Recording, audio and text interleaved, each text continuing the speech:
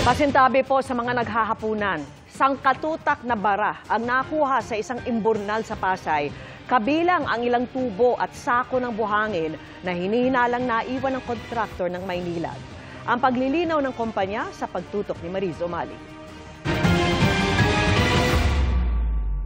Dahil napapadalas umano ang ganitong pagbaha sa kanilang lugar sa Malibay, Pasay kahit hindi malakas at matagal ang ulan, nagpatulong na sa City Hall ang Barangay 173 para ma-inspeksyon ang isang imburnal doon. Laking gulat nila sa nakuha. Dito nagbandirita sa ilalim ng imburnal. Ayan o, nagpiyesta dito sa ilalim ng imburnal. Ayan ang naging bara. But wait, there's more. Dahil may malaki ring tubo sa imburnal na kinailangan pang putulin para mailabas.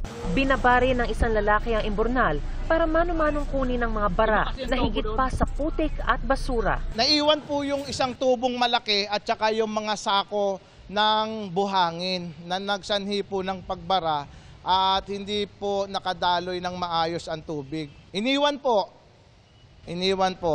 Maaari pong yung trabaho ay hindi natapos.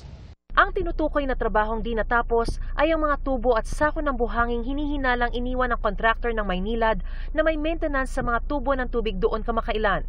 Pero paglilinaw ng Maynilad, may mga mahigpit na hakbang sila para masigurong malinis ang kanilang work site at di nagdudulot ng anumang environmental issue gaya ng pagbabara.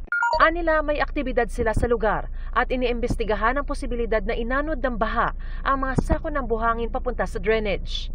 Sabi pa nila, nagpapatupad sila ng dagdag hakbang para hindi maulit ang nangyari, hindi lang sa Malibay kundi sa lahat ng lugar kung saan sila nag-ooperate. Regular din anilang iniinspeksyon at minementena ang kanilang project areas.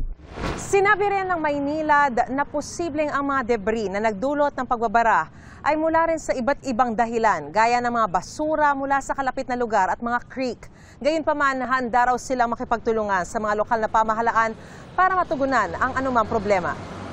Pagkatanggal naman sa bara ay agad ng sinementohan at inayos ng City Hall ang imburnal para di na makadisgrasya. Para sa GMA Integrated News, Mariz Umali, Nakatutok, 24 Oras.